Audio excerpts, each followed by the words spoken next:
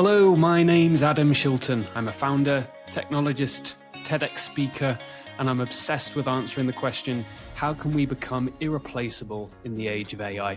So join me as we support you on your journey to becoming more prosperous, more purposeful, and more profitable. Please like and subscribe. This podcast is a repost of my guest appearance on the Future Finance podcast with the legends that are Paul Barnhurst and Glenn Hopper. In it, we discuss the wild world of AI-made podcasts and fake online profiles, why AI still can't write as well as humans and why that matters, the risks of AI learning from its own made-up data, how to use AI as a helper rather than trying to replace your skills, the 3 ways I use AI, the surprise way I landed my TEDx talk, my tips for starting a business without a huge savings cushion, and why finding problems people will pay you to solve is better than just having good ideas. I hope you enjoy. Thanks for joining us on Future Finance, Adam. We're thrilled to have you. We're going to go ahead and just jump into the questions we have today. The first one I was going to ask is what happens when you have 3 podcasters in a room, but ChatGPT's answer sucked. I couldn't find any good jokes online. So we'll move on to a real question. If you know of an AI that can actually tell a joke, let me know because we'll try it. Yeah, because God knows since generative AI came along, we've all just given up thinking. If ChatGPT can't do it, I'm not going to address it. It's yeah, pretty much, right? Yeah. Our AI now thinks for us. That's it. That's the future, right? We're going to use AI for all of work, and then humans are just going to be stood around telling jokes because it'll be the only thing that we can do. Well, I know a guy that some of us. Yeah. He says we're all podcasters. We'll talk podcasting for a minute. I hope our audience humors us.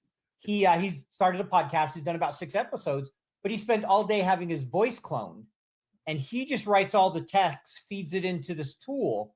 It takes his voice cloning, and it also comes up with the guest and does the whole podcast. And he's trying to release it on different subjects. He's done about 6-7 episodes that way where there's no actual guest on the other side and he's not actually the one talking to show what he can do with AI. So I'm going to listen to one of his episodes. I talked to him yesterday about it. He's actually in your neck of the woods he's in the UK. Have you heard of Rob Lennon? I have not.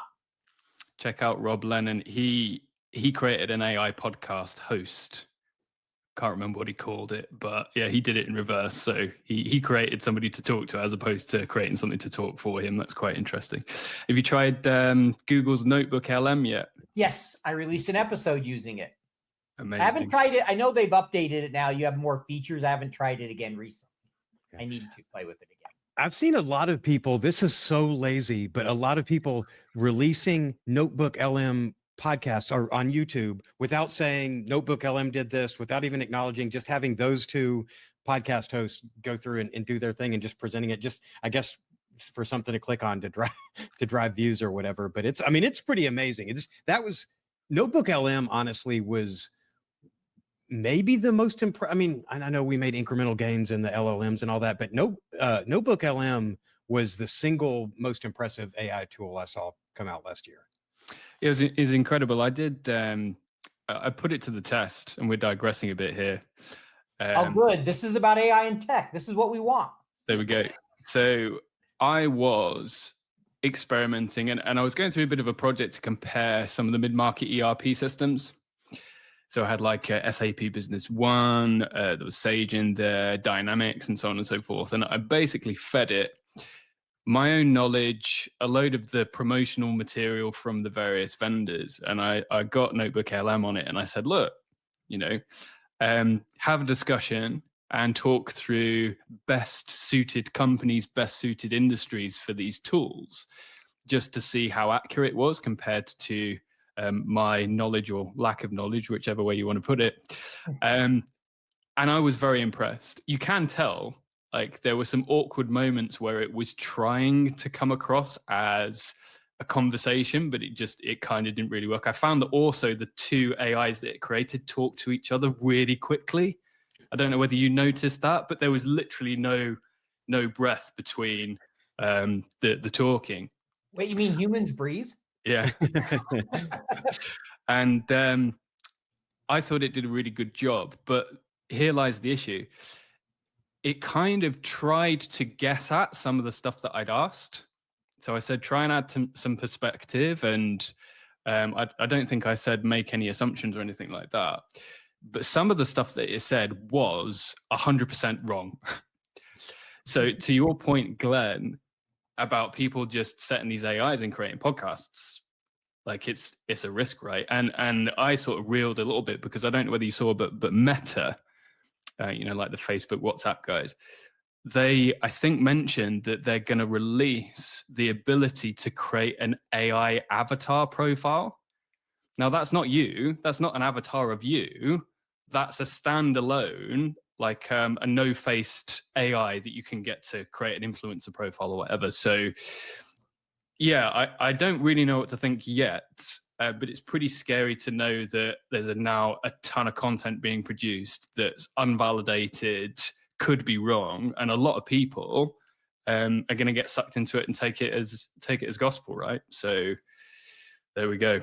Well, it's like you guys probably seen the list. I know we talked about this in an earlier episode. Guy put the list of 16 of the worst things that Google's AI had said, told people to do. Like, add glue to your pizza sauce if your cheese is not sticking. Put rocks in your food. Just some horrible stuff. One of them even asked about human sacrifices, and it basically came back and listed the pros and cons. Like, there should be no pros for human sacrifice. Like, you should have built that into your ethics of the tool.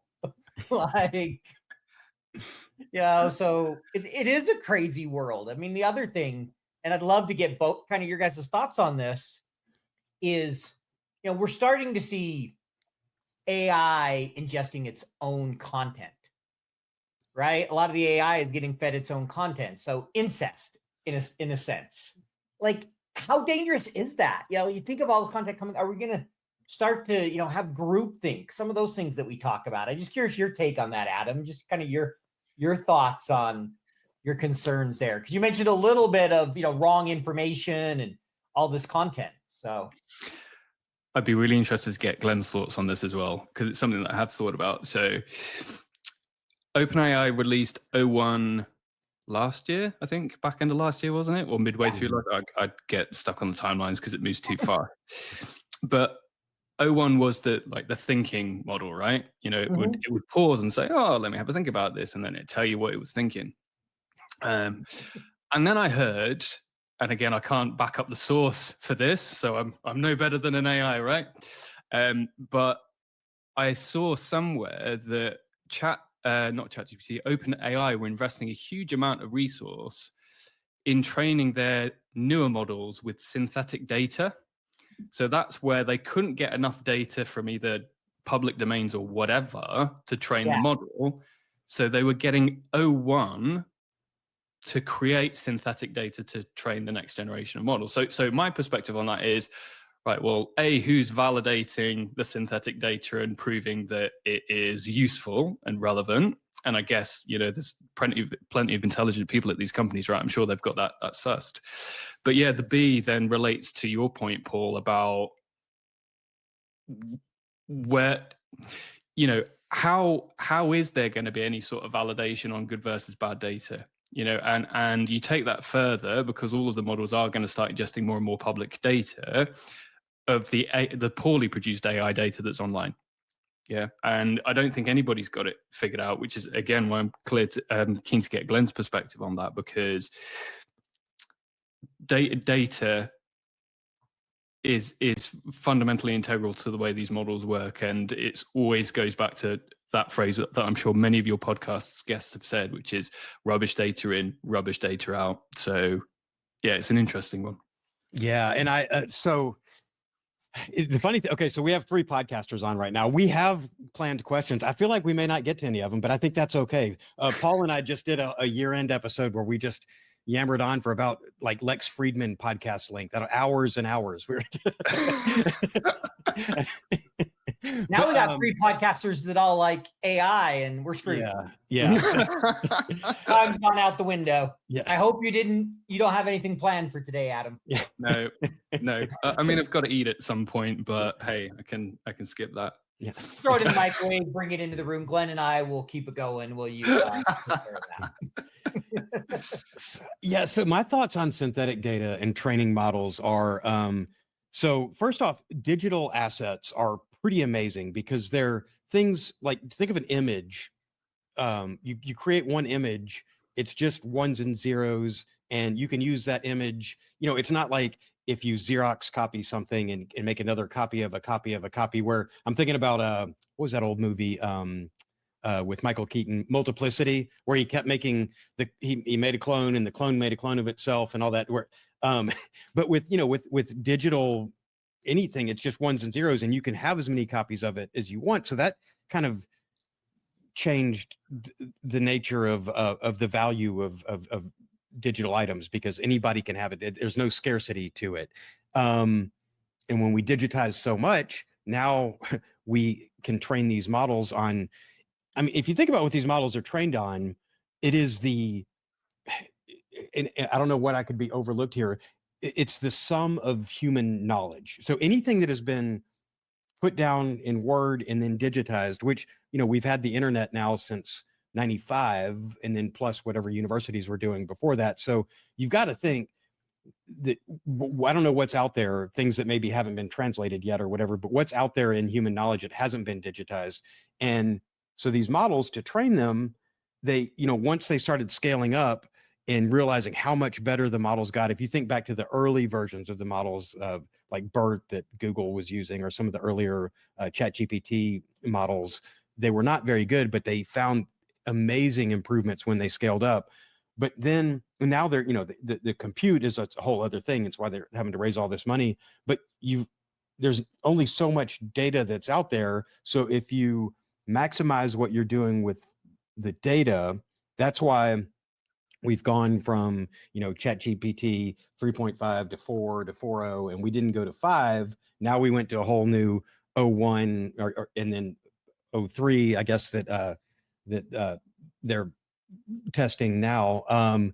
But I think, I'm an optimist with AI, but I do tend to agree with Jan LeCun here, where the LLMs are not going to be AI on their own. We're already there's no more data that we can use to train these. I mean, they're, over 1 trillion parameters, reading basically the entire internet. What more can you do? Oh, you can add synthetic data. Well, I started off talking about the sort of the digital, that you can repeat things and use them over and over, but you're not going to get better. I guess it'd be bootstrapping kind of if you're reusing data, but then you're picking sort of the mix and you're injecting bias into the model by what data you're selecting. Or if you're using synthetic data, I teach a lot of courses on using generative AI. And usually I'll use public company data, but if I'm trying to do something that's not like a public financial statement, if I'm trying to do like management reports or internal financial statements, I don't want to use real company data.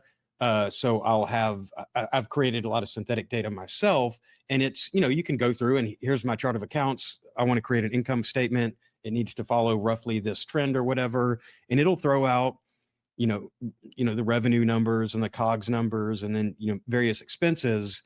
But if you have to engineer it so much to tell it, okay, the expenses need to stay in this range. We're spending whatever on R&D and all that.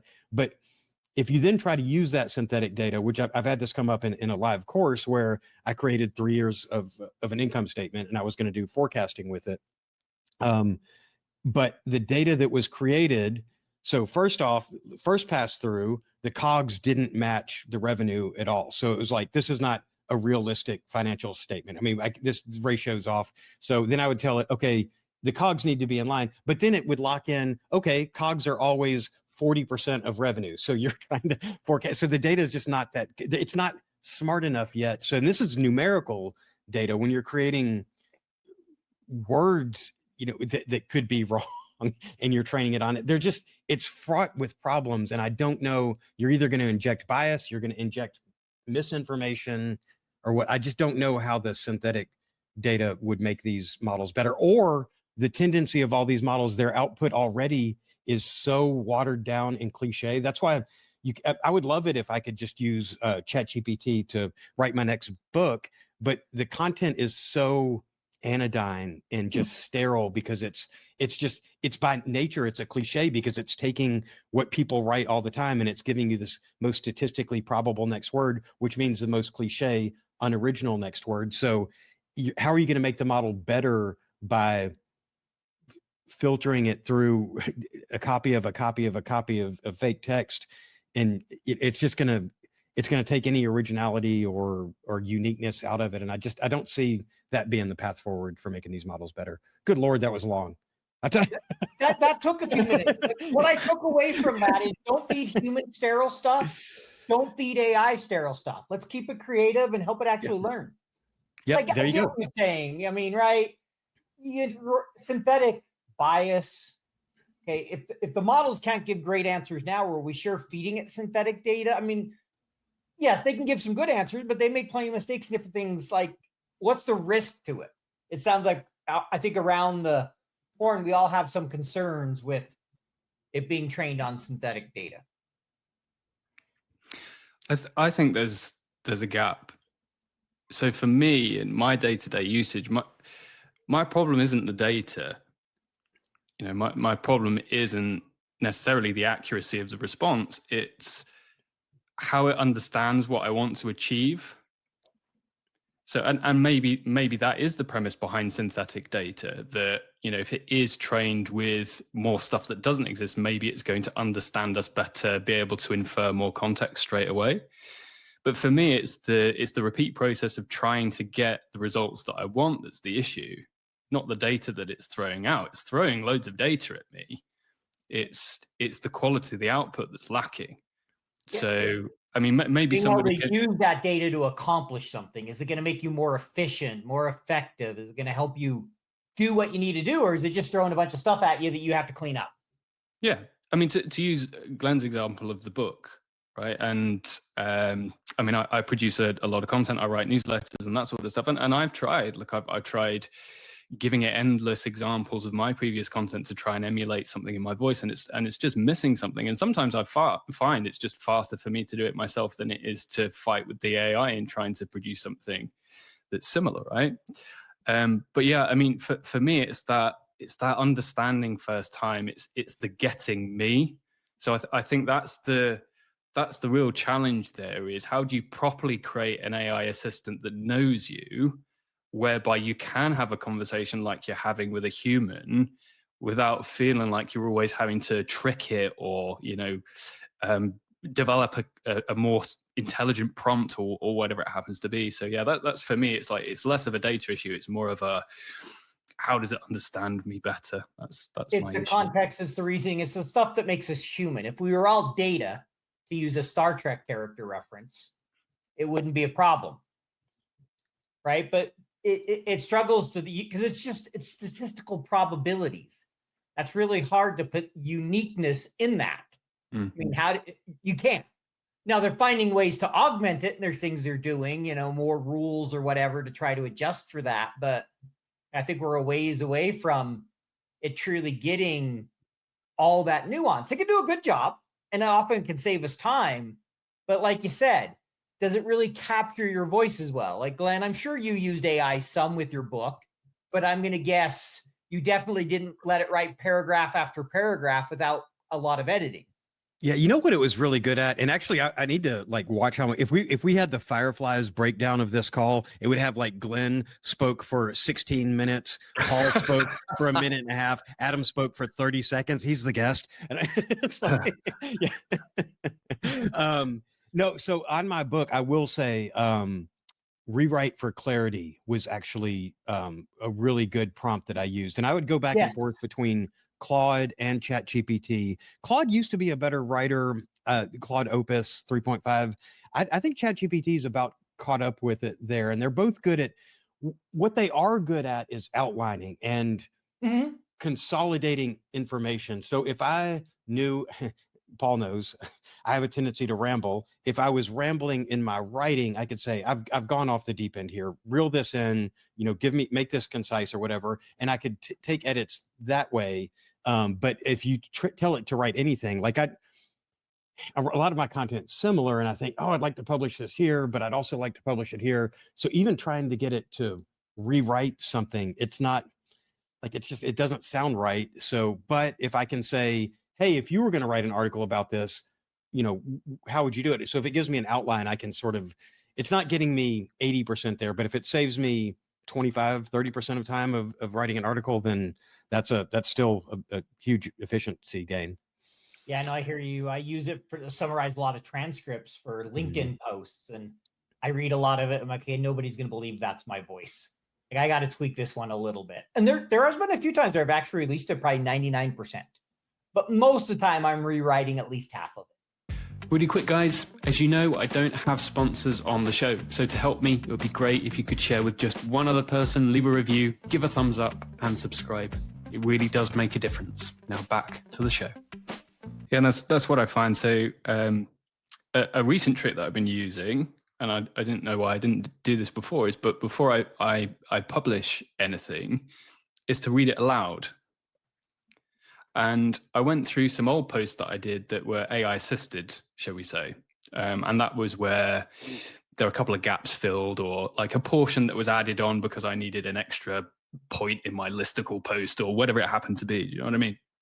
I read it through and I was like, that doesn't sound like me. So I think a good validation is to read aloud, because if you stumble across words when you speak them, it says a lot.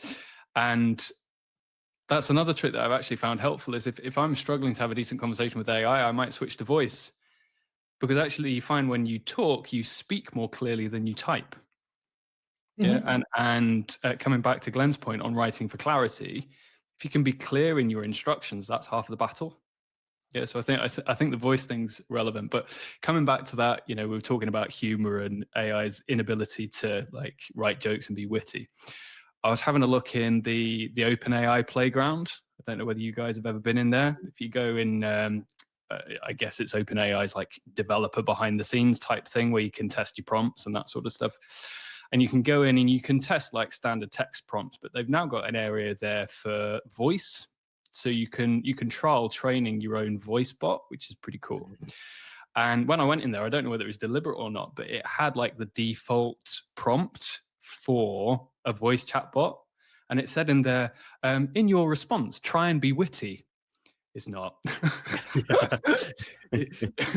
So yeah, that's that. But yeah, I think clarity's there. And I think just coming back to Glenn's time savings there in terms of the 20 or 30% time saved, I think it's great. But what that stresses there is it's a supporting mechanism rather than an entity in its own right. And that's what I find, is that when you switch the mindset to say, right, well, instead of getting this thing to do something independently, I'm going to use it to improve or help instead. So it becomes a part of you instead of a separate entity to you. I think that's a good way of thinking about it. So when I do training, I tend to split it into 3 categories. So doing, thinking, and learning. So I think, how can AI help me do stuff? So improve speed of workflow, that sort of stuff.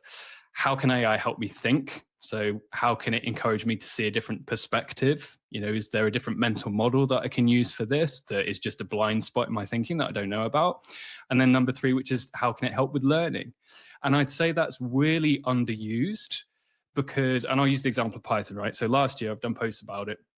Never run any Python code in my life. Yeah, I'd never run any VBA code. Shock horror. Sorry, guys. I just hadn't done it, right? Sorry, we can only have VBA people on the show. Click. No, it's fine. But if you just ask like a crappy question, so can I do this with Python? Oh yes, of course you can. Like I'm ChatGPT, I'm Claude, I can do everything. Here's the code. Here's 3 pages of code right now. It does it, right? But then you look at that and think, okay, how do I deploy that? So the trick for me was like getting over that barrier of admitting that I was an idiot in some areas and using the explain it to me like I'm an idiot.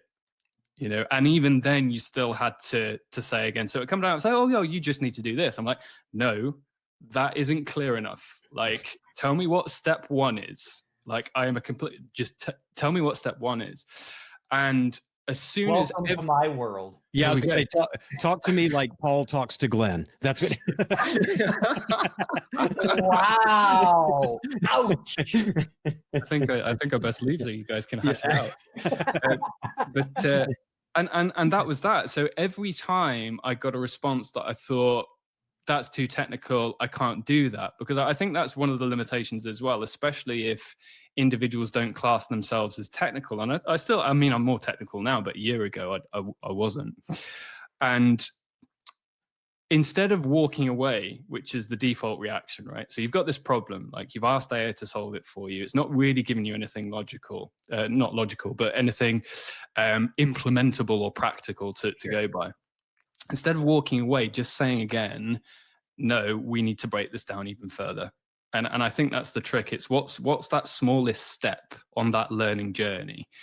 And if you can master that and keep at it and keep ensuring that, you know, there is a next action and that you are getting something out of AI, which you can test and validate and move on to improve your learning, that's really useful. And that's exactly what I did with Python. So I started with, right, well, what tools do I need? Yeah, so tell me what I need to download, tell me what I need to set up and so on. Okay, fine, I've done that now. I've run a really simple, like, hello world piece of Python code or whatever. Okay, now I want to do this. Okay, you need a library for that. Okay, what's a library? Talk me through a library. Yeah, so, and then that supplemented that bit of my knowledge. And then I can test that because I can install the library. Yeah, and I can run the slightly more advanced bit of code and see it working. And I suppose that's the one thing that's nice about code is either it works or it doesn't.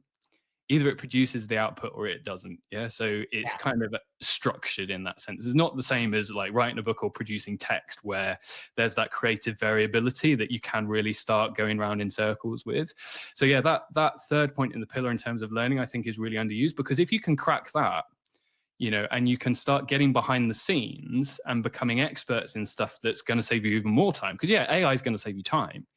But if it can teach you how to use the tools that are really going to save that time, then you're best off investing your efforts there. And what I found is that actually, as soon as I'd learned the Python or whatever the skill was, my reliance on AI went down because I didn't have the requirement for it to need to save me so much time. I didn't need to use AI to do the doing because I'd already built an app or a code or a workflow or whatever. So I think that's a trick that people often miss out on. So yeah, the key takeaway there, I guess, is work with it rather than try and outsource to it. And I think the outsourcing is going to become interesting. I don't know whether it would be 2025, but obviously we now have the concept of agents that coming in with, you know, the AI is able to carry out stuff more autonomously, but still very early stages on that. Jury's still out. I'm not sure what to make of them yet, but anyway, at the risk of speaking too much, I'll pause. No, you got to make up your portion. You know, That's right. Yeah, would at least be 15%. So Glenn's only 60. I knew that'd make Glenn laugh. No, yeah, I'm going to say one thing there. You hit on something that Glenn and I have talked quite a bit about with different guests. And that's the whole thing with, you know, AI. A lot of people are like, well, I don't need to learn Excel anymore. I don't need to learn Python. AI can do it. And I always say people who understand whatever it is they're asking AI about will be more efficient using AI to help them, to augment. They can check it. Do you agree with that? It sounds like you do. Do you think we're missing out if we don't at least learn the basics on many of the things we're asking AI to do? I think it depends on the complexity of the task. I think there's some truth to that. So elaborate a little bit. So you guys probably follow Ethan Mollick. Yeah, so here's, it really annoys me. Co-Intelligence is the name of his book. I haven't read it yet. Glenn's going for it. Glenn's looking around for it. Yeah. And I can't remember exactly what he said. I can't remember exactly what he said in his post, but he referred to, in my mind, essentially a threshold that says we've already seen AI take over low-level activities to the point where a human is removed from the equation. Yeah, so the complexity of task is low, whereby a bot or an AI workflow can tackle that, so we don't need a human doing that anymore. But of course, there is a threshold now that says, right, well, this is a complexity of task that still needs a human or a human plus AI to carry out that work. Yeah. So I'm trying to think back to your question now, Paul. It was really around like, Python, Excel, or things. A lot of people say, oh, you don't need to learn it anymore. Absolutely. So AI can create a simple formula. Like it might be able to produce a basic financial model. I don't spend a huge amount of time in there. Sorry, again, don't shoot me for saying that. But there is still a level, and there will be a level for a while, whereby getting better at using the tools and getting better at the principles will be warranted, especially at a senior level.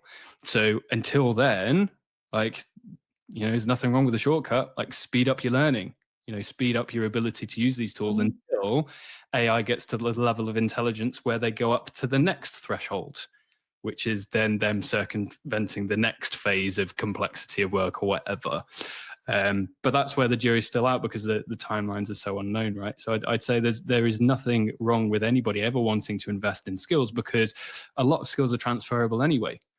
Like, you learn how to build a killer financial model, you learn how to dominate Excel, you learn how to use Python. That types of systems thinking and digital thinking is going to pay dividends, even if you have a role change or you decide to change your career path or whatever it happens to be. So think in terms of transferable skills and getting better. It's the only thing you can do. You know what I think, kind of on that line. So if you're going to be using generative AI as a finance professional, the right kinds of questions to ask, versus if I'm a startup founder and maybe I have an MBA, maybe I don't. Maybe this is my first business ever. I don't really know what financial questions to ask. I just know, as the owner, I'd like to know these certain things, but I certainly don't know the difference between EBITDA, operating income, net income, maybe not even, gross profit, or, you don't understand the financial statement. So if you are a financial person, you know the right questions to ask. So that domain expertise is important. If you are an Excel expert, or let's leave Excel out of this. Let's say maybe if you're a Python expert, or if you're a coder in whatever language is, R, Python, whatever. Yeah. If you don't know anything about coding and you ask ChatGPT or Gemini or whatever to write code for you, great. Now I have this Python code. To your point, Adam, what do I do with it? Do I put this in a Jupyter notebook, or, where can I run this code? And you don't even know, you can't QC it. And you wouldn't even, if it wrote you bad code, that there's an error in its assumption. Well, if you don't understand the language of that code, then you're going to miss the error. You could be getting bad data because your initial prompt said something wrong, or it was interpreted incorrectly. So I think for the time being, if the human in the loop, our domain expertise that's outside of what generative AI can do, is going to drive, it's where we're going to add value. And so one of the big things that I push for is, maybe we all need to learn how to be data scientists, not to write code, not to be machine learning engineers, but at least to understand what data scientists are looking for, to understand covariance matrix or correlations, or to do predictive analytics, and to understand these models, so that I know the right questions to ask the Gen AI to do. And then that's where you're going to supercharge, is when you already have a certain level of expertise and you know what questions to ask. Then I think that's where you're getting real value. And I think, come back to your point there, Glenn, about domain expertise and knowing what questions to ask. So going back to the Python argument again, so I've fallen afoul of this recently. So I generated a really complicated bit of code to help with a data processing exercise.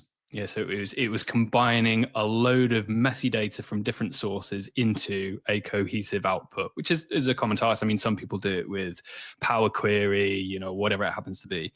I don't have knowledge in Power Query or any of that Excel-based stuff. You can take my course. Yeah, that's fine. I'm happy to do that. But for me, actually, it sounds silly, but it was quicker for me to run code than it was to learn Power Query. because I dabbled a bit of code before, HTML when I used to build websites and all that sort of stuff. So I understood the core principles, I guess. But where I say I fell afoul is because you ask AI and continue to ask AI to improve a code or add to, because as soon as you build something, you spot something that you want to add to it, right? It's the same when you're building a financial model or whatever. You think, oh, it would be cool if I could do this. And then you end up with this like Franken-code, a developer would look at and be sick all over you. Do you know what I mean? Yeah. And that's where I got to. So I ended up generating 1,000 lines of code that worked because, again, like I could see the output. It worked, and it's like when you were at school, right? I don't care about the working out. All that matters is that it's the right answer. You see what I mean? But that's an inherent risk in using an AI to say, I want to do this, I want to do this, I want to do this, because it is just looking to carry out the task as efficiently as possible. It's not thinking in terms of, but have you got the right foundations? Will this scale? Yeah, if this changes, will that break? It's not thinking in those terms. It just wants to help you with whatever your request is. Whereas if you were to speak to a developer would say, oh, well, no, you've not got your project set up correctly. Oh, what you doing it in one file for? No, you need 3 files, and you need one file for your core functions, and you need another file for this or whatever. That's the way that it scales.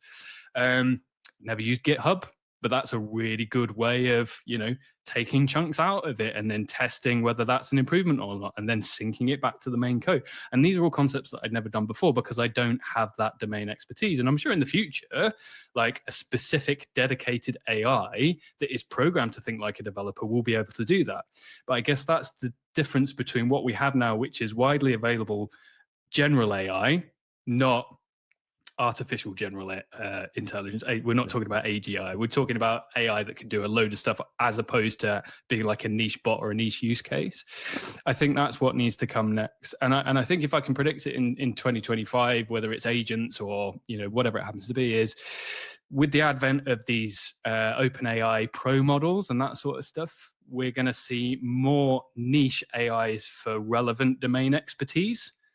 Because it's impossible, at least for now, to train a general chatbot like ChatGPT to be really good at a specific thing that requires a decent amount of domain expertise. So yeah, a long way of saying, be careful of trying to shortcut to the output without building the foundations of that specific domain expertise, because it could come back to bite you in the future, either when you're trying to scale or trying to change something. So yeah, don't make my mistake, because now I've got 1,000 lines of code whereby if my data changes, I'm screwed. Yep. Glenn, I think that was a really good answer. I'm going to give you a round of applause. I just wanted to use my mixer. Yeah. Well,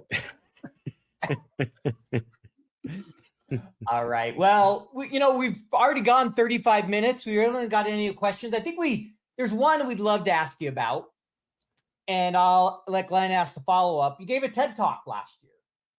Tell us about it. So yeah, last July, I was invited to give a TEDx talk, and it was last minute. I was very lucky, actually. I was connected with the event organizer, and it was a cheeky LinkedIn message that said, hey, look, I'm open to speaking if you've got a slot. And he was like, I don't know. Like, we've already got our bookings for July. He said, but hang on a second. Like, I've had one person that isn't confirmed. So like, hit me up in a couple of weeks and we'll have a conversation. So me doing the Adam thing, I was like, oh, it's been a couple of weeks. How about it? And he said, well, you're lucky because they have dropped out. Yeah. Otherwise I wouldn't have been presenting until this year. Yeah, so that was really good. I can't speak too much about it because it's still not been released yet. But the concept around TED is it's got to be an idea worth sharing. Yeah. So what I can say is it is a topic that's close to my heart. It does include AI. It's not all about AI, but it references technology. And my belief that I think technology is going to enable everybody to build careers doing what they love. Yeah, I think the barriers are being broken down. I think the playing field is becoming a lot more level. So it walks through a framework for using technology to build a career from the stuff that you're passionate about. And I talk a little bit about my story in the corporate world, climbing the corporate ladder and all of that sort of stuff before deciding to go on my own and all of that sort of stuff. And yeah, it includes a bit of, I say they're not really regrets, as many people know, like my degree's in music production. So that was always an option for me. Do I go full into the music, or do I get a job and actually pay the rent? So it's kind of a thought experiment that said, right, okay, well, if I had the technology that I have today and I'd gone down that music route, like, how would life be different? So I'm hoping that people enjoy it, that there is that real sort of motivation to start thinking more broadly about ensuring that you are definitely doing what you're passionate about, because life's too short at the end of the day. So yeah, a blend of tech and my own trials and tribulations through my career, I guess. So when you said loving what you do, I have to give a shout out. Love Mondays is the book that my training partner just wrote, Ron Montero. That he goes through and gives a framework for everybody and shares his story about how he went from kind of hating a job to loving it now and wanting to help others. So kind of how you mentioned, all finding something we're passionate about instead of, I gotta go to work, this sucks. Yeah. And that, and normally this would have been our first question, but actually that we can come full circle here. And the follow-up question I would have to that is, so Adam, I think you and I have known each other not quite 2 years yet from when I did the podcast with you, but you've been through a pretty significant change since we first talked, and you following your passion, I understand you left, and so you have your own full-time business now. When we first talked, you were working corporate FP&A. Tell us a little bit about your business, what you're doing now, and what your focus is with that. Because we did just we dove straight into the deep end and skipped all this small talk. No, it's fine. Yeah. I love jumping in at the deep end. As Paul said, you get 3 podcasters in a room, you never know what's going to happen, right? So yeah, I've been working for myself since July of this year, actually. So the TED Talk was one of the first things that I did when I started working for myself. And the completely honest answer is, I don't have a defined product yet. And I'm hoping that people listening to this that are thinking about going it alone can have a couple of takeaways. Because the traditional thinking with building your own business is, I'll build a runway. Like, you need 3 to 6 months worth of savings. That way, if it all goes to pot, like, at least you've got something to fall back on, right? I've got 2 kids, like 4 and 2. Like, 6 months runway was never going to be an option for me, right? Kids are expensive, right? And I was very lucky that I had some opportunities to do freelance work, which has been really handy. But the aim for the business is, I guess, part education.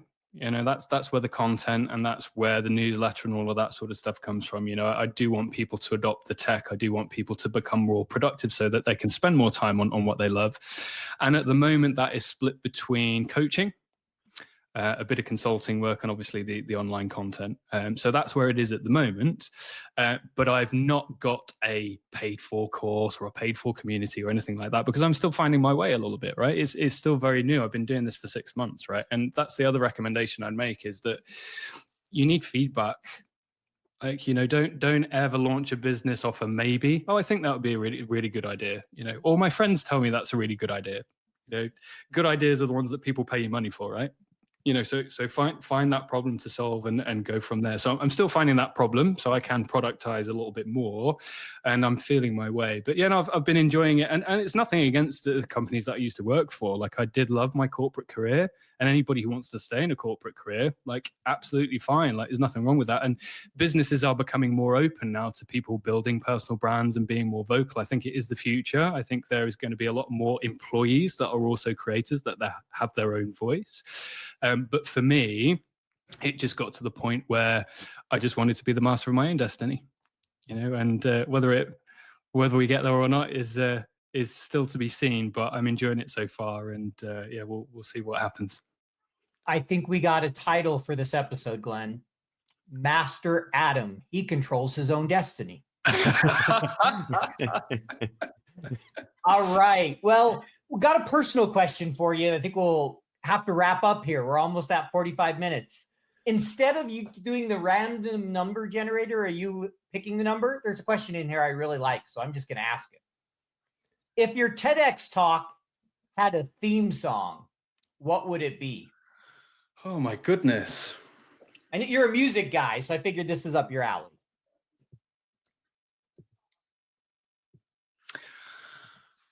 The difficulty that I've got with pairing with songs is I don't listen to song lyrics. So I'd probably pick a song that has totally the wrong words. Probably More Than a Feeling by Boston. All right. Namely like down to because the fact that it's like one of my all-time favorite tracks. It is a great song. I agree. Yeah, but I think and I'll end on a cliffhanger. The ending line, which is the key call to action in the TEDx talk, could lead quite nicely into More Than a Feeling. So I think that would work. All right. Any last questions you want to ask, Glenn, before we wrap up? No, now I'm dying to hear the TED Talk. So I guess we're eagerly anticipating its release. I am as well. But good news, Glenn. You no longer dominated the entire conversation. We righted the ship throughout this journey today, so you're okay. If you guys want to leave, I'll just sit in here and talk to myself for another 20 minutes. We can just bonus overtime. I can bonus episode. Yeah. Bonus time with Glenn. There's a new feature. Yeah, normally I just go stand on a soapbox out on the corner with my Indus Nye banner and. All right. Well, I'm not sure who else will want to listen to this, but I had fun today. That's all I know. Did you have fun, Adam? Yes, I did. Thanks ever so much for having me. It's been a pleasure. Yeah, it's been a real pleasure having you. Thank you for joining us. We'll go ahead and say goodbye till the next episode. Thank you, everyone. Thanks, Adam. Great seeing you again. Cheers, guys. Hey again, and thanks for listening. If you enjoyed what you heard today, don't forget to like, review, and subscribe. And for more goodies, head over to adamshilton.com.